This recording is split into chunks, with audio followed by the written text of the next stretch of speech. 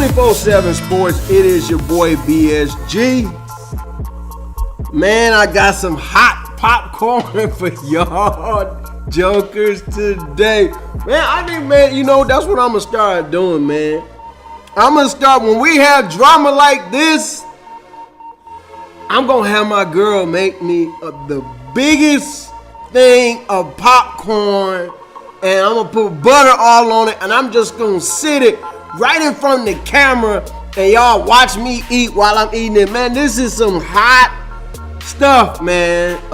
Stephen A. Smith, who I respect, clapped back at LeBron on the tweet that LeBron put out, after Stephen A. Smith was like, LeBron said he want to go at Kyrie.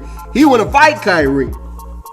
And LeBron came out and was like, nah, get another source, boo, all of this. And then, of course, all the basketball vloggers like my dude SDC. Shout out to the young buck, SDC. I see you, young fella. He was like, see, the media's they're just making stuff up and all that. Listen, man, Stephen A. Smith just don't put stuff out there. So I watched a little bit of this. I ain't gonna lie. I watched a little bit. I didn't watch the whole thing. I'm gonna watch the rest of it with y'all. Let's see what Stephen A. Smith got to say. It's a little bit of a delay. I don't know what's going on today. It's a little bit of delay on the video. Excuse that. Let's check it out. Well, LeBron's all sensitive. He caught up in his feelings. That's really what this comes down to. He doesn't like the fact that the truth gets out about where he just came out firing. Then he said all in his feelings. Okay, I'm gonna play it. Stands. He's got a lot of interests. He's got a lot of things to consider. Certainly, when I quoted one of his confidants who said that he's so ticked off that he wants to, whip Kyrie Irving's ass. The bottom line is that I didn't mean it literally. It's not like LeBron James is going to compromise his brand by getting into a fist fight with a teammate because the teammate wants. Okay, you walk up to somebody on the street, you say, "I'm gonna whoop your ass," and then a brother come at you. And you say, well, I didn't mean that literally. I meant that figuratively. Okay. All right, Stephen A. Leave town when he left town not once but twice, leaving Cleveland and Miami. It wasn't meant to be taken literally. It was meant to highlight and illuminate how ticked off he truly was. But the reality is that he is ticked off because he believes that his name should not have been a part of the equation. Now, Kyrie Irving has a different agenda. Kyrie Irving and his camp, and I'm not talking about his agent, Jeff Wexler now. I'm talking about people. You got to remember, Kyrie Irving's father is from Mitchell Projects in the Bronx. I'm from Hollis, Queens. I know quite a few people from Mitchell Projects. I was on the phone with them last night who are personal friends of the Kyrie Irving family. Wow. Who Kyrie Irving and his family members speak to religiously. They would happen to know what's going on. And their mentality is very, very simple. Kyrie Irving is tired of being seen as second fiddle to LeBron. He's selfish. Tired of deferring. He's selfish. Tired of finding himself in a situation where everybody has to capitulate and react and acquiesce to the wishes and desires of LeBron James. Selfish. He views himself as a franchise caliber player, and he's not trying to be that dude that consistently has to defer to an individual he obviously recognizes as the best player in the world, but somebody he believes is constantly leaving everybody hanging because year after year he's wondering whether or not. If you recognize the Joker as the best player in the world, then why wouldn't you want to play with him?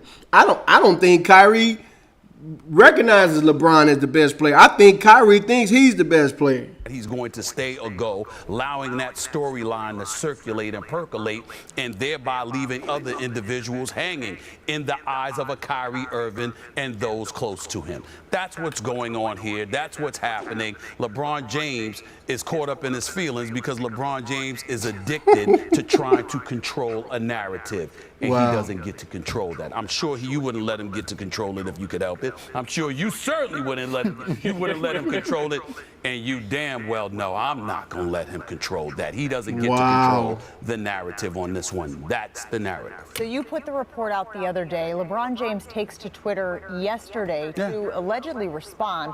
He says, hashtag not facts, people. Boo, get another source. Hashtag enjoying my summer. Hashtag you do the same.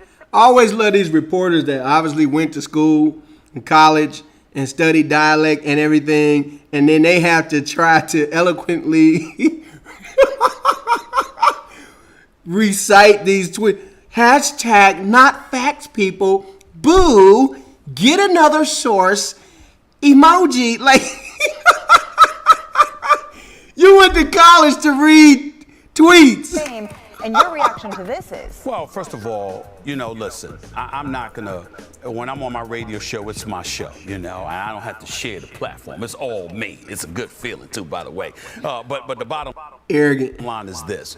I'm not going to get into spewing my credentials. I've been a journalist for over 24 years. I've been covering the NBA for over 20 years. I'm not going to get into spewing my credentials, but let me lay out my credentials. Know what I know. I stand by what I said wholeheartedly, 1,000%, because I know who called me and who said it. I know how close they are to LeBron. I know who LeBron talks to. And LeBron is one of those guys that, again, he wants to control the narrative at any turn. It doesn't make him a villain. It doesn't make him a bad person. He's still the greatest player in the world. He's still an incredible role model and a good person. This is not to cast aspersions on him, but if he has an addiction, it's towards controlling the narrative. And it's interesting that he's trying to do that yet again in this particular case, because it's the kind of thing that annoys Kyrie Irving, whether you're tweeting out emojis and all that other kind of stuff about Kevin Love or what the team needs or making requests and things of that nature. These are the kind of things that have raked the nerves of some of his teammates. Think about when Tristan Thompson got in an argument with him during the game and how fierce and fiery that got. You get to a point where, regardless of his greatness, his unquestionable greatness, it does tend to rub you the wrong way, because he seems to have perks and privileges and exercises them at his discretion in ways no superstar has ever had the luxury of being able to do. Not true. Okay, now I gotta stop the video. Okay, so Stephen A. Smith is clapping back. Obviously, y'all see that now. I told y'all this was some hot popcorn, man. Where to start? Okay. Number one, LeBron not looking too good in this situation. All right, and that's what he was afraid of. And so when he put the tweet out, I kind of figured that it was damage control. You know what I'm saying? See, we're living in this age, man, where everything is right now. The news is right now.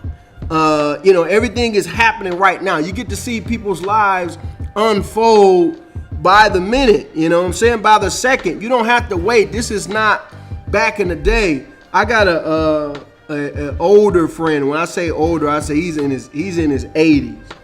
I'm in my 30s. But somehow we're friends.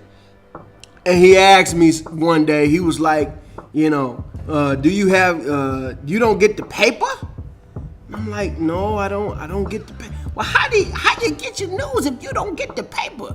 You know what I'm saying? I'm like, man, I get the news as it happens. So, we're dealing with an era where these people, athletes, actors, whatever it might be, feels like, even when they don't, they feel like they have to respond immediately. And that's what that was. That was LeBron doing damage control, trying to protect his street cred, his name, so on and so forth. And I understand it. But if you do look at LeBron's history, he is a control freak. There's absolutely no doubt about it. I've mentioned that on this show, that the guys who are on the Cavaliers are there because of LeBron. LeBron made that happen. Well, it's no different than many other stars. It's no different than Michael Jordan. Do you honestly think Michael Jordan was not a control freak? So when Stephen A. Smith says like no star before him, that's Michael Jordan was the ultimate control freak. Okay? And Michael Jordan was an asshole, as a lot of star athletes are. It takes a certain type of mentality to be at the top. I remember a quote from Serena Williams. I thought it was one of the craziest quotes that I ever seen. And she said, I had to play tennis because I could not play a team sport. because I would never want to rely on anybody else to win a championship. And I said, wow. I mean, but that's basically what you have, in this situation. Kyrie thinks he's the man. LeBron thinks he's the man. You know what I'm saying? And you have a lot of other guys around him. Carmelo thinks he's the man. That's why everywhere he goes, it falls apart. You gotta have a certain type of relationship with the players where everybody has to recognize at some points during the game, we're going to this guy. Or at some points during the game, we're going to this guy. And everybody else has to be cool with that. That is the right way that you build a team. You build a team with a Jordan and Pippen. Pippen is happily in the second spot. Happily. He wants to be there. And that's why I thought it was very interesting and peculiar about what Golden State did this year and why inevitably I feel like Golden State is going to collapse eventually. And that is Steph Curry was the man last year. This year is Kevin Durant. Now, I don't know Steph Curry. I don't know how he thinks. But if he's like most athletes, he's not going to be too happy with Kevin Durant continuing to get the shine. He's not. Now, Kevin Durant is a guy that's willing to share, and he's not about the limelight and all that, and that's probably why it is working for now. But do not believe for 1 second that Steph Curry and Kevin Durant will be playing together for 4 and 5 years. That's not going to happen. I could just come out and tell, and not to mention Klay Thompson and Draymond. One of those four, I absolutely guarantee you, will be gone within the next 2 years, if not two of them. So these guys are egotistical. They want to win. There's another quote that I like to use that says, "Eagles don't fly together." You've never seen a flock of eagles in the sky. Ever. They don't flock together. Eagles are solo type of people. They on top of the world. They dominate the air, and that's what we have here. So LeBron's looking bad right now. Stephen A. Smith took the gloves off and said flat out LeBron is in his feelings. Kyrie is nowhere to be found. I find it very interesting. Everybody taking up, people taking up for Kyrie. Kyrie not even taking up for himself. So we are at the point of no return, ladies and gentlemen. Okay? You will not see LeBron and Kyrie on the same team for the rest of their careers, or at least for the time being. It's not going to happen. The Cleveland Cavaliers, as we know them, are done for in terms of this core. They have to come up with another core, and it's just so sad that guys cannot humble themselves to stay together. It's bad for the team. It's bad for the game. But as a GM and as somebody who has studied the game as long as I have, you cannot put two Eagles together. It very, very, very rarely works. So anyway, what do y'all have to say about the situation, man? Comment down below, state your opinion. And if you like these kind of reaction videos, along with the other type of videos that I do, go ahead and subscribe to 24/7 Sports.